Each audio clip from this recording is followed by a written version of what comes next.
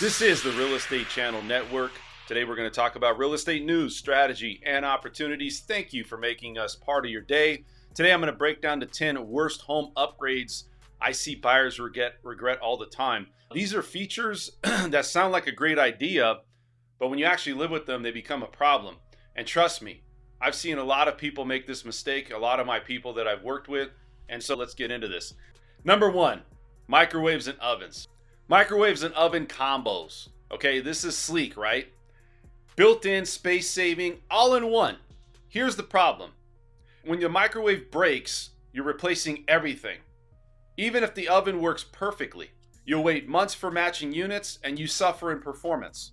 The microwave is weaker, smaller, and the oven is usually at mid-grade at best. Better move, separate microwave, separate wall oven. Better quality, better lifespan, less headache. So when you look at microwave combos, I would avoid them altogether. All right, number two, open shelving in kitchens. Looks amazing on Instagram. White plates, cookbook, a plant. Real life though, it creates dust, grime. Maybe you have to get some steam to get that dust off because it's just caked on. And you're washing dishes before you even use them.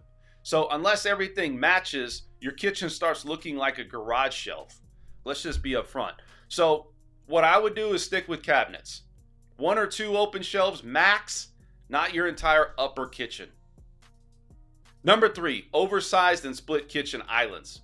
Big islands are in. You see it all over where people are doing the home tours. You see those big kitchen islands and it's really, really eye-popping, right? But is it killing the kitchen flow?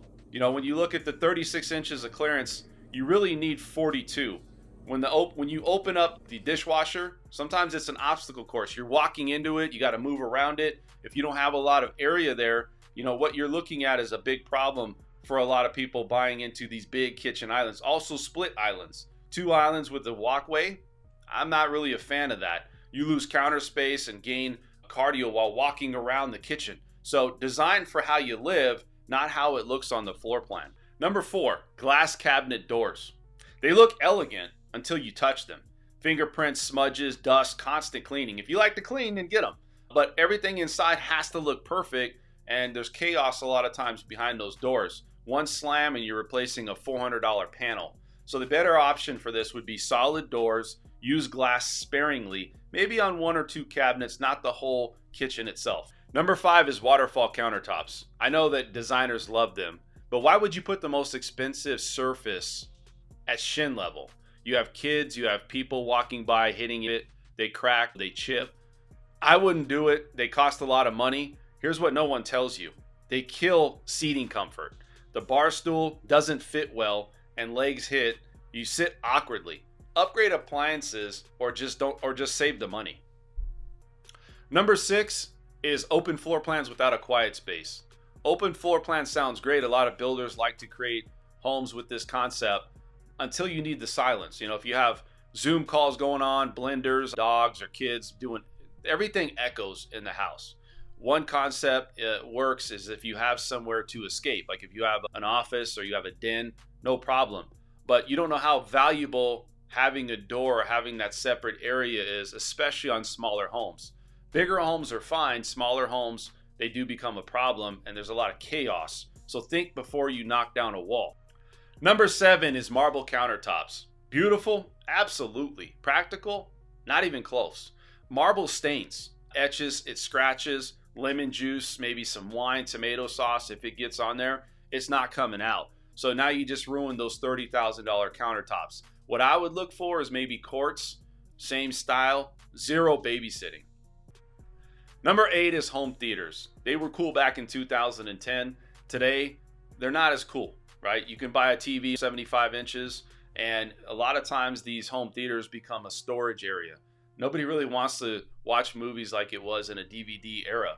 The better use is do like a media room, a game room, maybe like a flexible family space, you know, something of that. But home theaters, that's something very unique, very traditional. Number nine is whirlpool tubs. They're expensive, they're loud, and they're just dirty.